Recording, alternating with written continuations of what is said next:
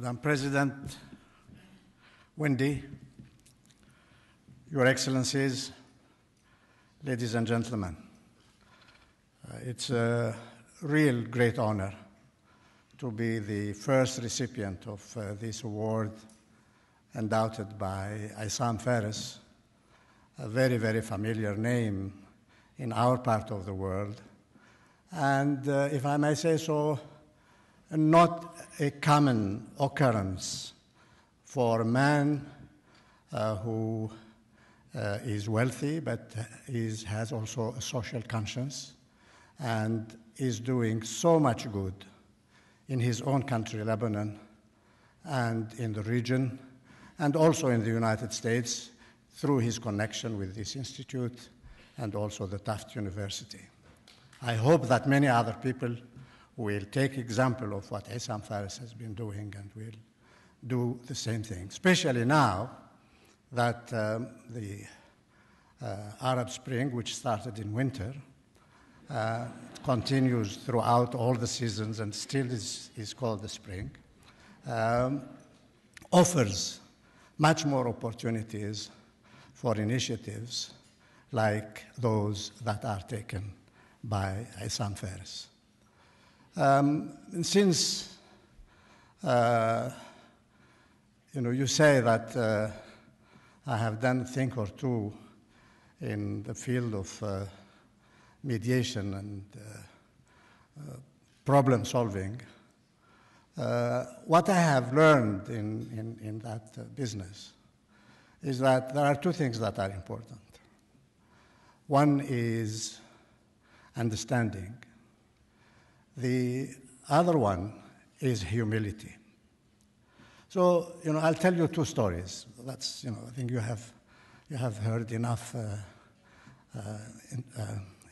important things for tonight. The first one about understanding. There is a story said that in the Lake Tiberiad, is that it, in Palestine? There is a seminary where they teach young people who want to be priests to do their job. And at the end of their schooling, they take them on a small boat on the lake. And they took one of these young people on the lake and they told him, look, you know that our Lord walked on these very waters. He said, yes, of course I know. He said, but why did he do so? He said, because of faith, because of God, because of that. He said, do you have enough faith to be a priest? He said, yeah, I think so. They said, then can you walk on the water? He said, I don't. I told him, would you like to try? He said, you are my teachers. If you want me to try, I will try. So he, walked out, and of course he sank. So they fished him out. And he was crying. He said, I thought that I had the faith, but clearly it's not enough. But I told him, you wait. And one of the teachers went out and walked all the way. He said, you see? So he cried some more and said, definitely I shouldn't be a priest. They told him, no, you have faith, that's good, but you need also to know where the stones are.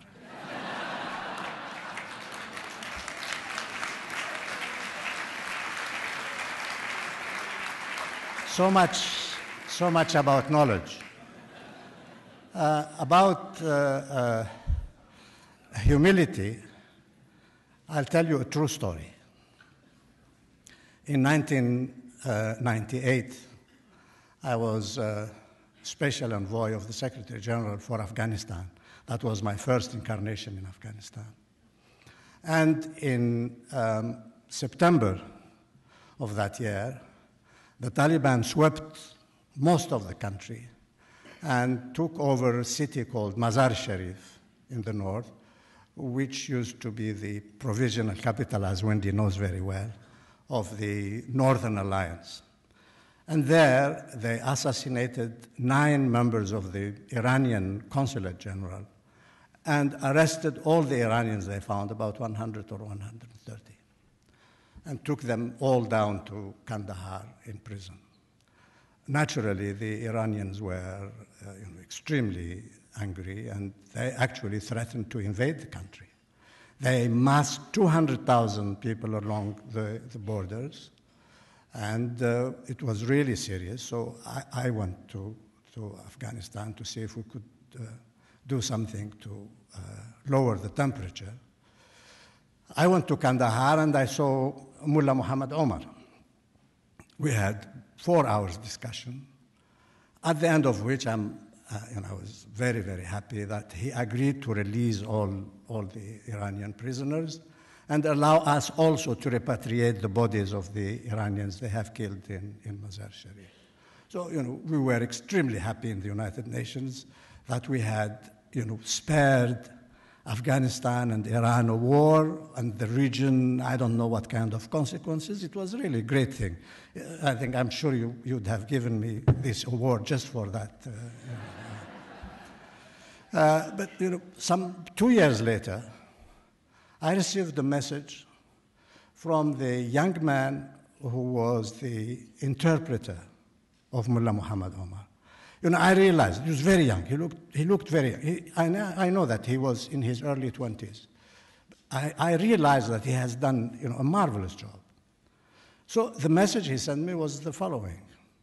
So, I was very happy and honored to translate for you and Mullah Muhammad Omar, but I would like to apologize to you. What for? He said, because I didn't translate very faithfully what you said. Because if I had, some of the things you said, you don't know us enough. Some of the things you said may have angered Mullah Muhammad Omar. So, I didn't translate them. And some of the things, Mullah Muhammad Omar, I thought would have angered you too.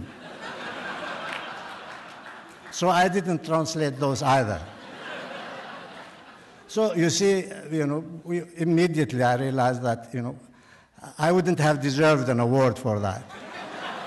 It is that young man who deserved it. So thank you very, very much. But may I add just one more thing? Congratulations to Esraa.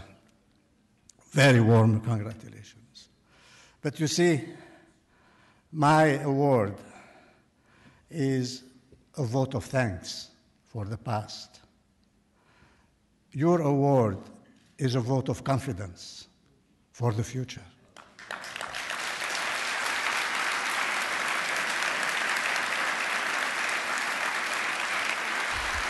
So I have, I just take my award and go home. But you've got to earn it. You and the youth of Egypt and the youth of other countries in the Arab world, we are really looking looking up to you to lead us in the next phase of our development in the region. Thank you very much indeed.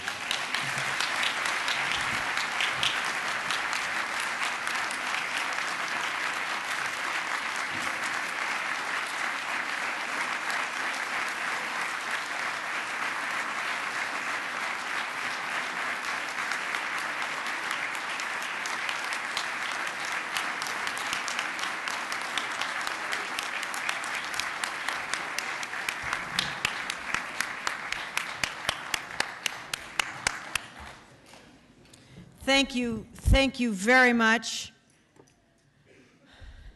Lakhdar Brahimi, for your wisdom, for your humor, for your contribution, for your confidence in the future.